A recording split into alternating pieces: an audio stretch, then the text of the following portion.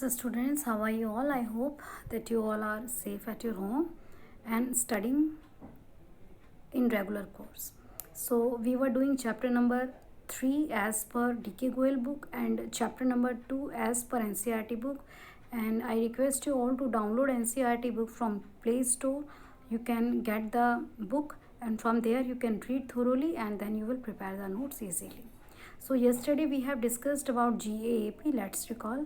GAAP means Generally Accepted Accounting Principles.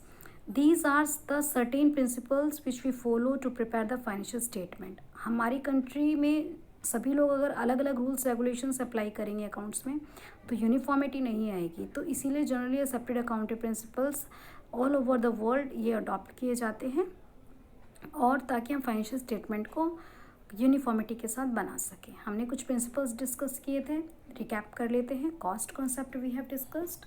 तो cost में हमने क्या देखा था कि फिक्स असेट्स को हम क्या करते हैं. कॉस्ट कॉन्सेप्ट में फिक्स असेट्स को हम वैल्यू करते हैं at original value less depreciation.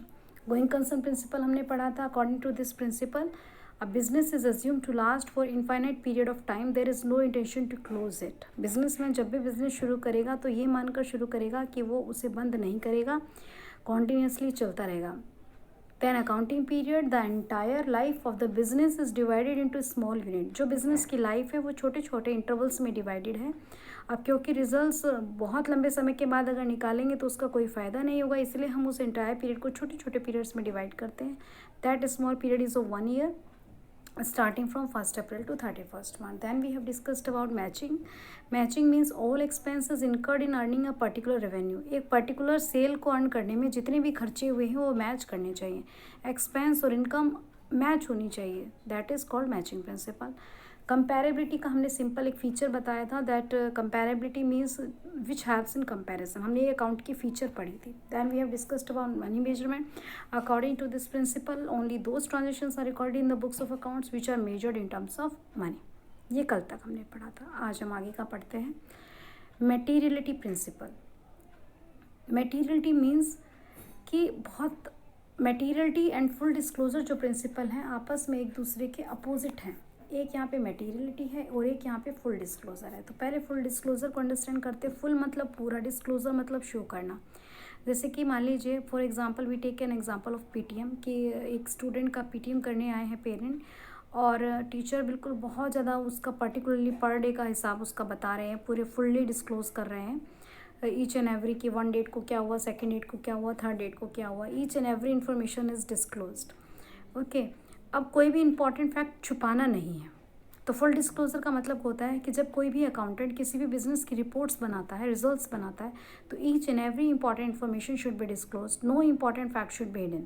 कोई इंपॉर्टेंट फैक्ट हमें हाइड नहीं करना है, रिपोर्ट में पूरा का पूरा एक्सप्लेन करना है. वहीं मटीरियलिटी प्रिंसिपल आता है. मटीरियलिटी कहता है only relevant important information should B disclosed.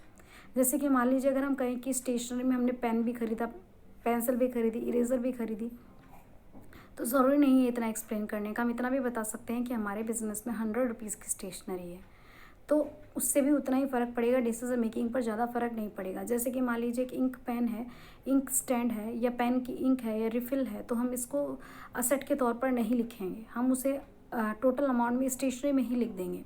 तो according to full disclosure principle it has been given the information that only those information should be disclosed which will make in decision making. Fully disclosure कहता है कि fully बताओ. Materiality कहता है only which helps in decision making, जो relevant हो, जो important हो. अननेसेसरी फाइनेंशियल स्टेटमेंट को ओवरबर्डन नहीं करना है. देन आपका आता है अकाउंटिंग कॉन्सेप्ट्स. अकाउंटिंग कॉन्सेप्ट्स हमने कल किए थे. अकाउंटिंग कॉन्सेप्ट्स ही हम ये सारे के सारे कर रहे हैं. आपको ये नोटबुक पर नहीं करना है. अकाउंटिंग कॉन्सेप्ट्स ही पढ़ रहे हैं हम ये सारे. देन आपका आता है कंसिस्टेंसी. कंसिस्टेंसी कॉन्सेप्ट आपको बोलता है only consistency single method should be adopted every year. आपको हर साल सिंगल मेथड अडॉप्ट करना है, मेथड चेंज नहीं करना है. Every year method should not be changed. Only single method should adopted every year. जब तक कि कोई ज़रूरत ना पड़े तब तक आपको कोई भी मेथड में चेंज नहीं लेकर आना है according to consistency principle. Then our next principle is objectivity. Objectivity का मतलब होता है प्रूफ अवेलेबल होना चाहिए. कोई भी अकाउंटेंट कोई भी ट्रांजैक्शन को जब तक कि उसके लिए कोई सोर्सेज या एविडेंस अवेलेबल नहीं होंगे वो उसे रिकॉर्ड नहीं करेगा.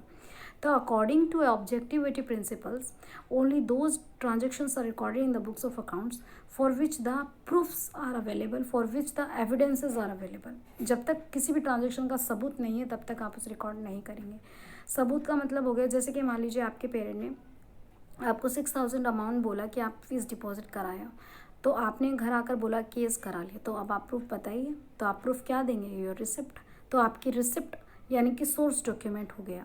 आपने रेस्टोरेंट में खाना खाया, आप बोले कि मैम कल हम रेस्टोरेंट गए थे, आपने बोला हम तो खाना खा के आए थे मैम, तो फिर आप बताइए सबूत दिखाइए. तो क्या दिखाओगे? रेस्टोरेंट का बिल दिखाएंगे.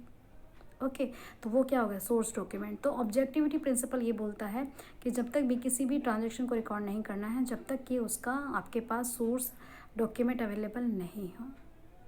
जनरली एक्सेप्टेड आपको नहीं करना है क्योंकि इसका मीनिंग मैंने कल आपको बता दिया था. देन आपका आता है ये GAP भी हमने कल कर लिया था बेटा. देन आपका आता है revenue realisation principle. Revenue realisation principle. Revenue realisation principle बोलता है, रेवेन्यू का मतलब होता है सेल. अब मान लीजिए मैंने आज आपको सामान सेल किया 10,000 का और आप मुझे बोल रहे हो कि मैम हम आपको 2 मंथ्स बाद पेमेंट देंगे. तो अब मैं रेवेन्यू को कब मानूँ? जब आप मुझे पेमेंट दोगे तब, या आज? आज. तो रेवेन्यू रिकॉग्निशन प्रिंसिपल क्या बोलता है? Revenue should be recognised at that very time when the sale is made, not necessary when the amount is received.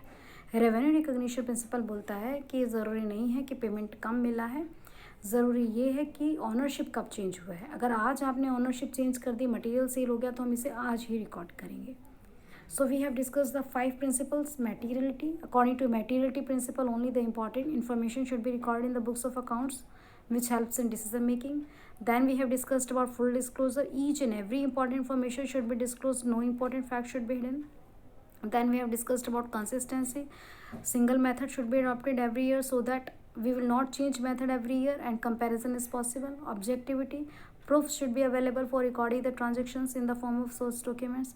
And revenue recognition principle says that revenue should be recognized when the ownership changes, not necessary when the payment is received. Then let us discuss one more concept, that is dual aspect. According to dual aspect principle, suppose मैं आपको पढ़ा रही हूँ तो आप पढ़ रहे हैं, that means 2 parties are included. Suppose एक पर्सन सेलर है, एक पर्सन बायर है, यानी कि एक सामान देने वाला है और एक सामान खरीदने वाला है. तो ड्यूअल एस्पेक्ट प्रिंसिपल, ड्यूअल का मतलब होता है 2.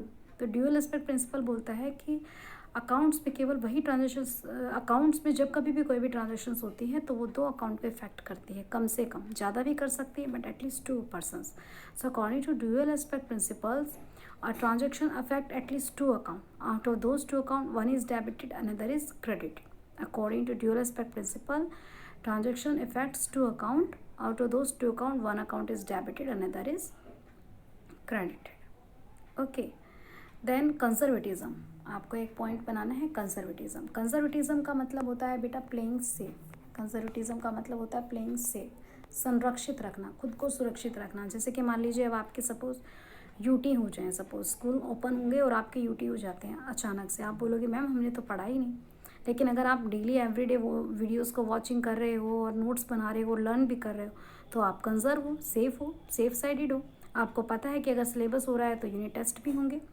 तो कंजर्वेटिज्म का मतलब होता है policy of being playing safe. Business में कभी भी लॉसेस हो सकते हैं, तो उन लॉसेस को आपको पहले, एक्सीडेंट हो सकता है, थेफ्ट हो सकता है, बर्गलरी हो सकती है, तो आप अपने आप को पहले ही सेफ रखोगे. तो आप अचानक से होने वाली इनकम को इग्नोर करोगे और होने वाले एक्सपेंसेस को पहले ही भांप लोगे. तो अकॉर्डिंग टू कंजर्वेटिज्म प्रिंसिपल जितने भी एंटिसिपेटेड लॉसेस हैं, अनुमानित लॉसेस होने वाले हैं, उसको आपको ध्यान में रखना है. और जितनी भी एंटिसिपेटेड इनकम है उसे आपको इग्नोर करना है. पापा की लॉटरी लगने वाली है, अभी मत सोचो, जब लग जाएगी तभी सोचना. और अगर कोई नुकसान होने वाला है, कोई शादी में खर्चा आने वाला है, कुछ है, तो ये एंटिसिपेटेड लॉस, इसके बारे में ध्यान में रखो. तो conservatism principal it is a policy of being playing safe, कि एंटिसिपेटेड लॉसेस को कंसीडर करो और एंटिसिपेटेड इनकम को इग्नोर करो. Here you can see the notes given in this list, and also you can download the book.